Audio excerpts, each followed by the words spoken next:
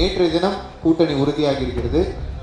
முதல்வர் ஒரு ரியாக்ஷன் கூட கொடுத்திருந்தாரு, முடிஞ்சிருச்சு அப்படின்னு. எப்படி பாக்குறீங்க? நானும் முடிஞ்சிருச்சுன்னு தான் நினைக்கிறேன். ஆட்சி முடிஞ்சிருச்சுன்னு நினைக்கிறேன். ஆனா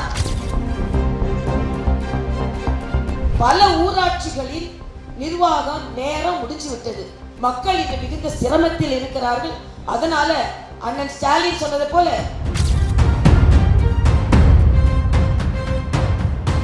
திமுக காங்கிரஸ் இடையான கூட்டணி அவ்வளவு சுமூகமா போகல.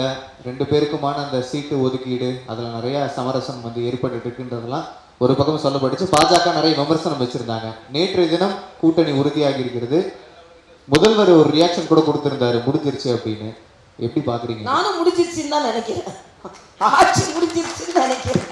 ஆனா முடிஞ்சிருச்சு அப்படின்னு நான் அப்படிதான் எடுத்துக்கிட்டேன். ஏன்னா முதலமைச்சர் சொல்றாரு நாம கிட விரிசல் வருமா என்று எல்லோரும் எதிர்பார்த்திருந்தார்கள். நாங்கெல்லாம் யாரும் எதிர்பார்க்கலைங்க. காங்கிரஸ்ல தான் எதிர்பார்த்துட்டு இருந்தாங்க, திமுக எதிர்பார்த்துட்டு இருந்தாங்க. இவங்க போனா சீட்டாவது நமக்கு கிடைக்கணும். திமுக தம்பிகளும் அவங்க இருந்தா நம்மளுக்கு கிடைக்க வேண்டியது கிடைக்காது, நம்ம அடிமை. நான் கேட்கிறேன், எங்க கூட்டணி அடிமைன்னு சொல்றீங்களே, இன்னைக்கு காங்கிரஸ் திமுகவுக்கு அடிமையா, திமுக காங்கிரஸ் அடிமையாக நான் கேட்கிறேங்க.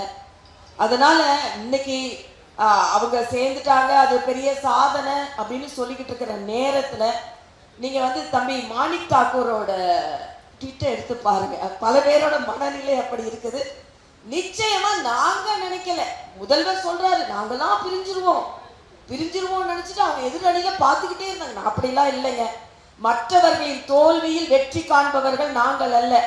எங்களின் வெற்றி சரித்திரத்தை நாங்களே தான் எழுத போகிறோம்.